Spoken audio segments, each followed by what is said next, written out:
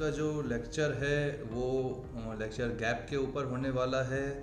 Gap हैं हमारे generally accepted accounting principles जो यूएस ने दिए थे। These principles are propounded by United States of America. AICPA जो लीडिंग इंस्टीट्यूशन है यूएस का, वहाँ से गैप जो हैं वो इशू हुए हैं। और गैप हैं क्या? Generally known as generally accepted accounting principles and these principles and guidelines, these are the general guidelines and set of rules and regulation for the basis of accounting. जो पूरे वर्ल्ड की बात करें तो जो भी अकाउंटिंग के बेसिस हैं वो जर्नल रूल्स जो हैं उन्हें हम गैप बोलते हैं। जो जर्नल रूल्स बोल रहा हूँ मैं यहाँ पर। कंट्री स्पेसिफिक जो रूल्स हो जाते हैं उन्हें स्टैंडर्ड्स बोला जाता है। ऐसे इंडिया में अभी 32 अकाउंटिंग स्टैंडर्ड्स रन हो रहे हैं, तो वो इंडिया के ही ICAI के बनाए हुए रूल्स हैं। और वो रूल्स जो अभी अकाउंटिंग स्टैंडर्ड फॉलो हो रहे हैं उनको भी इंटरनेशनली जो अकाउंटिंग स्टैंडर्ड्स हैं IFRS हैं उनको बेस बनाकर बनाया गया है इंडिया के स्टैंडर्ड्स को। तो कंट्री वाइज अलग अलग हो सकते हैं प्रिंसिपल्स, लेकिन जो एक जनरल प्रिंसिपल हैं सभी जगह के अकाउंट्स के लिए जो बेस है उसको हम यहाँ पर गैप में पढ़ेंगे। तो टोटल जो रूल्स रेगुलेशन हैं, set of rules and regulation जिन्हें हम प्रिंसिपल्स बोलते हैं, वो प्रिंसिपल्स या फिर गैप जो हैं ये 2 कैटेगरीज में डिवाइड होते हैं। पहली कैटेगरीज है अकाउंटिंग कॉन्सेप्ट्स और दूसरी कैटेगरी है accounting conventions. So these gap can be categorized as accounting concepts which are essential guidelines and accounting conventions which are mandatory rules. आगे देखते हैं। वैसे तो देखिए अलग अलग स्कॉलर्स के अकॉर्डिंग जो कॉन्सेप्ट और कन्वेंशन हैं वो काफ़ी ज़्यादा वैरी करते हैं। ये जो जर्नल बात करें हम, यूनिवर्सली जो देखे जाते हैं ये 8 कॉन्सेप्ट हैं जो आपको हर जगह मिलेंगे, और टोटल जो कन्वेंशन है वो 4 कैटेगरीज में डिवाइड होती हैं। तो इसे हम 1 बाय 1 एक्सप्लेन करेंगे। पहला है सेपरेट एंटिटी कॉन्सेप्ट, या दूसरा नाम होता है इसका business entity concept. Second point है money measurement concept. Third point going concern concept, dual aspect concept है। देन कॉस्ट कॉन्सेप्ट, जिसे हिस्टोरिकल कॉस्ट कॉन्सेप्ट भी बोलते हैं। मैचिंग कॉन्सेप्ट है, accrual concept and realization concept. तो 1 बाय 1 हम इन सभी चीज़ों को देख लेते हैं। साथ ही साथ जो कन्वेंशन है, टोटल 4 टाइप के कन्वेंशन हैं। These are the mandatory rules जो आपको अकाउंट्स में फॉलो करने ही करने हैं। पहला है convention of materiality, second convention of full disclosure, then convention of consistency and convention of conservatism. चलिए तो पहले मैं कॉन्सेप्ट्स को डिस्कस कर देता हूँ आपके साथ, जो 8 कॉन्सेप्ट हैं। पहला कॉन्सेप्ट आता है सेपरेट एंटिटी कॉन्सेप्ट। इसका दूसरा नाम बिजनेस एंटिटी कॉन्सेप्ट भी होता है, और इसका मतलब है that business and owner both are separate from each other. जो मैंने अभी बोला उसे ध्यान से सुनिएगा, business and owner both are separate from each other. The transactions of business recorded in the accounts of business and the transactions of owner recorded in their personal account. तो business को अगर हम देखें तो ओनर और business की entity अलग अलग होती है। मान लीजिए कोई कंपनी है, उसका एक ABC ओनर है, XYZ कंपनी का नाम है, और कंपनी ने कोई एक ऐसा एक्ट किया है जिस वजह से कंपनी के ऊपर पेनल्टी पड़ी है, तो वो पेनल्टी कंपनी के अकाउंट में से दी जाएगी। पर्सनल जो अकाउंट ओनर का है उसमें से नहीं दिया जाएगा। मतलब अगर मेरे पास किसी कंपनी के शेयर्स हैं तो मैं उस कंपनी का ओनर हूँ, और मेरी लाइबिलिटी कितनी है कि मैं जितना मेरी फेस वैल्यू है शेयर्स की उतना ही मैं लाइबल हूँ पे करने के लिए। अगर इन फ्यूचर मुझसे क्लेम किया जाता है कि आप पैसा दीजिए और मेरे पास 100 रुपये का शेयर है, तो मैं 100 रुपीज़ से ज़्यादा कंपनी को नहीं दूंगा।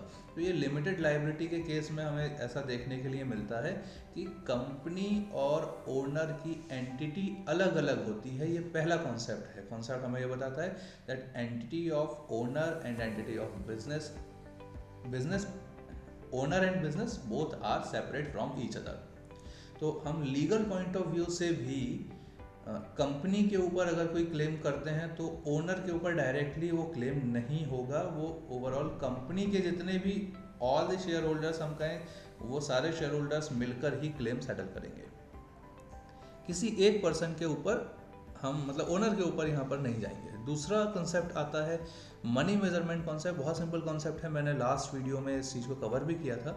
मैंने ये बताया था कि जो मॉनेटरी ट्रांजैक्शंस होती हैं उन्हें आप अकाउंट में रिकॉर्ड करते हैं, वही बात यहाँ भी बोली गई है। This concept suggest that only the transaction which are of at least a part of financial in nature must be recorded in the books of accounts.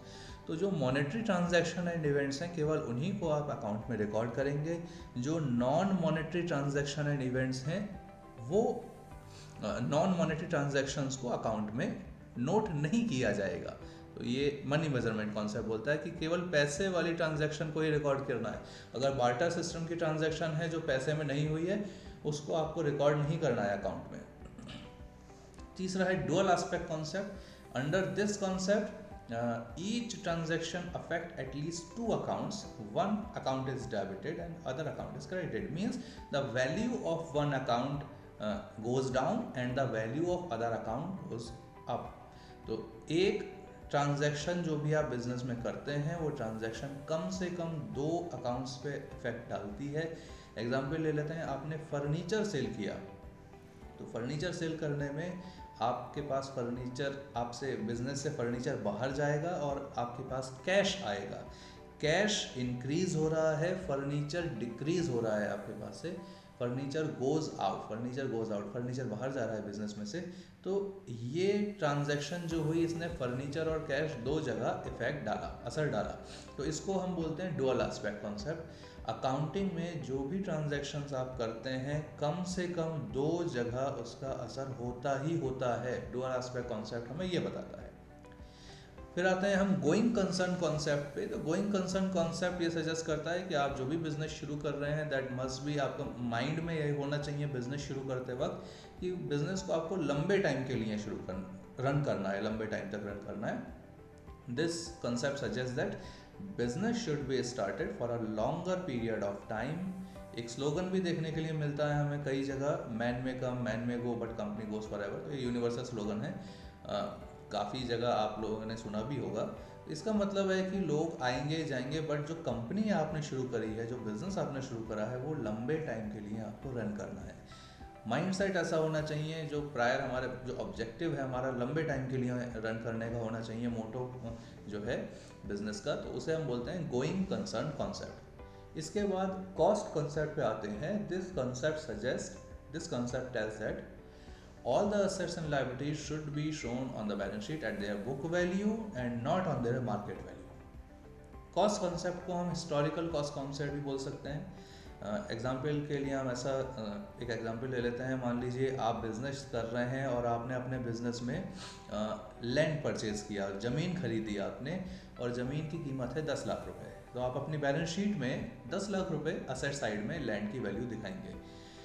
5 साल बीत गए आपको बिजनेस करते करते और आज ज़मीन की कीमत बढ़ के हो गई है 35 लाख, 35 लाख हो गई है। आपने 10 लाख की ज़मीन खरीदी थी जो 35 लाख की हो गई है 5 साल में, बहुत ज़्यादा वैल्यू बढ़ गई है। आप अपनी बैलेंस शीट में उसकी जो वैल्यू है 10 लाख ही दिखाएंगे। ध्यान दीजिएगा, मार्केट में वो असेट कितने का बिक रहा है उसे हम अकाउंट में शो नहीं करते।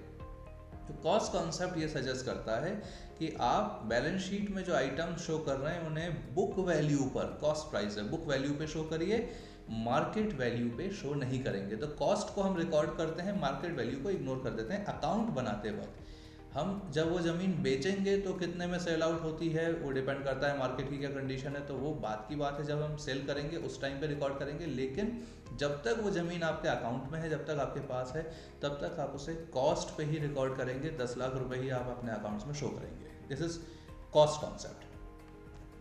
इसके बाद मैचिंग कॉन्सेप्ट आता है। Matching concept tells that both debit and credit side must be equal to each other. ये आप लोगों को पता ही होगा, मैंने बताया था फर्नीचर सेल कर रहे हैं तो उसमें फर्नीचर जा रहा है, आपके पास से कैश आ रहा है, तो जो वैल्यू है दोनों चीज़ों की, डेबिट और क्रेडिट की, जितना आप दे रहे हैं और जितना आपको मिल रहा है वो इक्वल होनी चाहिए।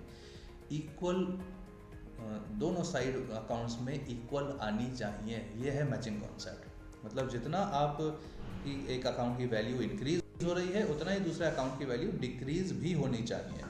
इसके बाद आते हैं रियलाइजेशन कॉन्सेप्ट पे।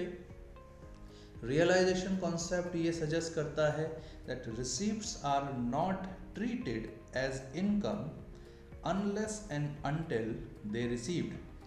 तो जब तक आपको पैसा रिसीव ना हो जाए तब तक आप उसे इनकम ट्रीट नहीं करेंगे, ये रियलाइजेशन है। इसके बाद मैं एक कॉन्सेप्ट और बता दूं, फिर दोनों को एक साथ मैं डिटेल में एक्सप्लेन करता हूं। अगला कॉन्सेप्ट जो लास्ट है, 8th कॉन्सेप्ट है एक्रूअल कॉन्सेप्ट। तो एक्रूअल कॉन्सेप्ट में बोला गया है income is recorded in accounts when it is earn. तो यहाँ पर रिकॉर्ड की बात हो रही है, रियलाइजेशन कॉन्सेप्ट में इनकम ट्रीट करने की बात हो रही है। दोनों को ध्यान से समझना है। पहले मैं एक्रूअल के बारे में बता देता हूँ। एक्रूअल कॉन्सेप्ट समझने से पहले आपको समझना होगा कि एक्रूड इनकम क्या होती है। एक्रूड इनकम आप ये मान के चलें, जैसे आप सेल्स कर रहे हैं बिजनेस में और आपने उधार में मटेरियल बेचा, अपने प्रोडक्ट बेचे, क्रेडिट सेल्स करी। तो क्रेडिट सेल्स करने का मतलब ये हुआ कि 1-1.5 महीने 2 महीने के बाद में आपको पेमेंट मिल जाएगा। अभी आपने 10,000 का सामान बेचा है, 10,000 रुपये आपने कमा लिए हैं, लेकिन अभी आपको वो पैसा रिसीव नहीं हुआ है। मतलब जो आप अर्न कर चुके हैं लेकिन आपको रिसीव नहीं हुआ है, उसे बोलते हैं एक्रूड इनकम। एक्रूड इनकम जो आपने अर्न कर लिया लेकिन आपको रिसीव नहीं हुआ, that is called accrued income. उसको आप रिकॉर्ड करेंगे अकाउंट्स में। एक्रूअल कॉन्सेप्ट बोलता है कि जो भी एक्रूड इनकम है आप अकाउंट में रिकॉर्ड करिए।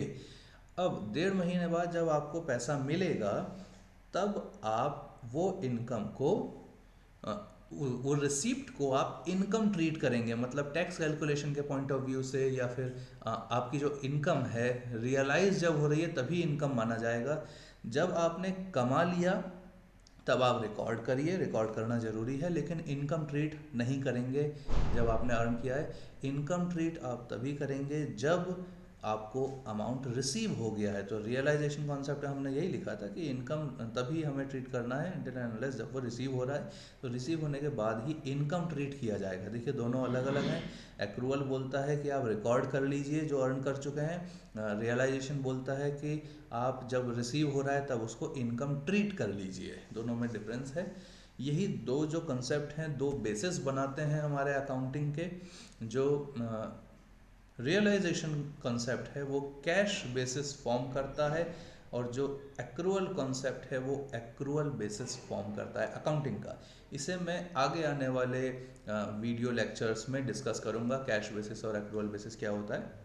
पर अभी गैप डिस्कस कर रहे हैं। तो गैप में अगले जो पार्ट आता है जो है कन्वेंशंस। कन्वेंशन मैंडेटरी रूल्स होते हैं, ज़रूरी रूल्स हैं, उन्हें आप फॉलो करेंगे ही करेंगे। अगर आपने कन्वेंशन फॉलो नहीं किए तो अकाउंट में रिलायबिलिटी और एक्यूरेसी पे क्वेश्चन हो सकता है। तो कन्वेंशन डिस्कस कर लेते हैं। देखिए, कन्वेंशन ऑफ मटीरियलिटी पहला कन्वेंशन है। This convention suggest that all the material information regarding accounting must be contained in the books of account. तो अकाउंट के अंदर अकाउंटिंग से रिलेटेड सारी इंफॉर्मेशन होनी जरूरी है। मटेरियल इंफॉर्मेशन की बात हो रही है कि जो जरूरी इंफॉर्मेशन है वो अकाउंटिंग बुक्स में होना चाहिए। ये हमें मटीरियलिटी कॉन्सेप्ट बताता है। इसका मतलब क्या है कि अगर आपने क्रेडिट सेल्स किया तो आप अकाउंट में क्रेडिट सेल्स की एंट्री बनाएंगे, उसमें अमाउंट लिखेंगे, उसमें डेट लिखेंगे। तो ये अमाउंट, डेट, क्रेडिट सेल्स किस पर्सन को कर रहे हैं, ये सब मटेरियल इन्फॉर्मेशन है। मटेरियल इन्फॉर्मेशन का अकाउंट में होना जरूरी है। दूसरा कन्वेंशन आता है convention of full disclosure. This convention suggest that full information must be disclose by accounts to the end user of accounting. मतलब अकाउंट्स अगर आप देख रहे हैं, एंड यूज़र हैं, मैनेजमेंट, ओनर, सीईओ, ऐसे लोग जो पॉलिसी फॉर्मुलेशन करते हैं अकाउंट के बेसिस पर। तो अगर अकाउंट वो लोग देख रहे हैं और उनको सारी इन्फॉर्मेशन इजीली मिल रही है अकाउंट से, तो ये इसका मतलब है कि फुल डिस्क्लोजर का कन्वेंशन फॉलो हुआ है। इस कन्वेंशन का मतलब है अकाउंट से सारी इंफॉर्मेशन, फुल इंफॉर्मेशन डिस्क्लोज होनी चाहिए। मतलब अभी मैंने आपको एक एग्जांपल दिया था, क्रेडिट सेल्स कर रहे हैं, आप उधार में सामान बेच रहे हैं, तो वो बेचने की आप एंट्री बनाएंगे, क्रेडिट सेल्स की एंट्री बनाएंगे, अमाउंट लिखेंगे, डेट लिखेंगे। नरेशन में आपको ये भी बताना पड़ेगा कि कितने टाइम के लिए आपने क्रेडिट सेल्स करी है, कितने टाइम बाद आपको पेमेंट मिलेगा। अगर टाइम से पहले पेमेंट मिलता है तो कितना कैश डिस्काउंट आप देंगे, मोड ऑफ पेमेंट क्या रहेगा, कैश, बैंक, किस मोड में आपको पेमेंट मिलेगा, वो सारी चीज़ें आपको डिस्क्लोज करनी ज़रूरी हैं। तो फुल इंफॉर्मेशन का मतलब हो गया मतलब complete information must be disclose by the books of accounts. इसके बाद आते हैं, अगला कन्वेंशन है कंसिस्टेंसी का। According to this convention, account must be consistent throughout the life of organisation and the methods for accounting use in first year must be followed in subsequent year. तो ये ध्यान से देखना है, जो method आपने accounting का पहले साल में फॉलो किया वही मेथड आपको आने वाले सालों में फॉलो करना है। ये बोलता है कंसिस्टेंसी कन्वेंशन। अब इसमें मेथड क्या होते हैं, इसे भी एग्जांपल से ले लेते हैं। अकाउंटिंग स्टैंडर्ड 6 है साहब डेप्रिसिएशन का। डेप्रिसिएशन का जो रूल्स रेगुलेशन बताए हैं वो AS6 में बताए गए हैं और उसमें बहुत सारे मेथड हैं डेप्रिसिएशन कैलकुलेट करने के। जैसे कि आपका एक मेथड है स्ट्रेट लाइन मेथड, दूसरा है written down value method. Written down value method का एक और नाम होता है diminishing balance method. Straight line method का भी एक दूसरा नाम है fix instalment method, original cost method भी बोलते हैं इसको। ऐसे ही मशीन आवर रेट मेथड होता है, प्रोडक्शन आवर रेट मेथड है, एन्युटी मेथड है, provision for depreciation and asset disposal method. तो बहुत सारे मेथड हैं एंड सिंकिंग फंड मेथड है। तो ऐसे मेथड्स आपने सपोज अपनी ऑर्गेनाइजेशन में written down value method use किया, जो ज़्यादातर प्रैक्टिकली यूज़ भी होता है। रिटन डाउन वैल्यू मेथड से आप डेप्रिसिएशन कैलकुलेट करते हैं। तो अगर स्टार्टिंग के ईयर में आपने वो फॉलो कर लिया तो आने वाले सालों में भी आपको वही मेथड फॉलो करना है। अगर किसी साल आपको लगता है कि आपको मेथड चेंज करना है, आप नेचर ऑफ बिजनेस कुछ बदल रहा है आपका या किसी दूसरे टाइप की एक्टिविटीज़ हो रही हैं जिस वजह से आपको डेप्रिसिएशन का मेथड चेंज करना है, तो वो रूल्स रेगुलेशन भी अकाउंटिंग स्टैंडर्ड 6 में ही बताए गए हैं कि आप मेथड चेंज कैसे कर सकते हैं। लेकिन कंसिस्टेंसी का मतलब होता है, यहाँ जो हमें कन्वेंशन ऑफ कंसिस्टेंसी बताता है, इसका मतलब है कि आप जो मेथड यूज़ कर रहे हैं उसी पे कंसिस्टेंट बने रहें, मेथड चेंज ना करें। ये हुआ convention of consistency. Last convention है जी हमारा convention of conservatism. This convention suggests that business should be ready for all possible losses in future but do not anticipate any possible profit। तो future में अगर आपके बिजनेस में कोई profit होने वाला है तो आप उसे अकाउंट में रिकॉर्ड नहीं करेंगे जी।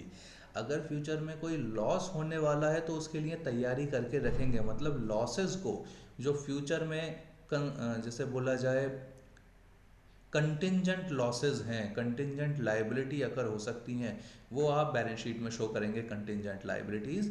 कंटिंजेंट असेट्स अगर हैं, कोई फ्यूचर में पैसा मिल सकता है आपको, वो आप शो नहीं करेंगे। यहाँ जो लाइन लिखी है इन्वर्टेड कॉमा में, इसे देख लेते हैं। Provide for all possible losses but do not anticipate any profit. मतलब फ्यूचर में आपको लॉस हो सकता है, उसके लिए आप तैयारी रखें। लॉस किस टाइप का, जैसे कि आपने असेट खरीदा, कार खरीदी या कोई बस खरीदी, ट्रांसपोर्टेशन वैन खरीदी, तो वो ट्रांसपोर्टेशन वैन पे डेप्रिसिएशन लगता है हर साल। डेप्रिसिएशन की वैल्यू आपको अलग प्रॉफिट में से निकाल के रखनी होगी, जैसे बोलते हैं प्रोविज़न फॉर डेप्रिसिएशन। तो प्रोविज़न फॉर डेप्रिसिएशन आपको बनाना ही बनाना है, क्योंकि फ्यूचर में आपका वो वैल्यू कम हो रही है एसेट की। लेकिन ज़मीन खरीदी, ज़मीन की वैल्यू बढ़ गई या बढ़ जाएगी 3 से 5 साल के बाद, वो चीज़ आप अकाउंट में शो नहीं करते। तो फ्यूचर में अगर कोई फ़ायदा होने वाला है उसको हमें शो नहीं करना है अकाउंट में, लेकिन फ्यूचर में अगर कोई नुकसान होने वाला है तो उस चीज़ के लिए तैयारी करके रखनी है, उस चीज़ के लिए प्रोविज़न बनाने हैं। अनसर्टेन लॉसेज हैं तो उसके लिए रिजर्व तैयार करके रखने हैं। कुल मिला के ये जो लाइन बोली गई है यहाँ पर एप्लीकेबल होती है, provide for all possible losses but do not anticipate any profit. ये हुआ हमारा कन्वेंशन ऑफ कंजर्वेटिज्म, जो आपको अकाउंटिंग में फॉलो करना ही करना है। तो ये 8 कॉन्सेप्ट और 4 कन्वेंशन आज हमने डिस्कस किए। आज का जो लेक्चर है वो हम यहीं पर क्लोज कर रहे हैं, बंद कर रहे हैं। आगे के जो टॉपिक है मैं आपके साथ दूसरे लेक्चर में कंटिन्यू करूँगा।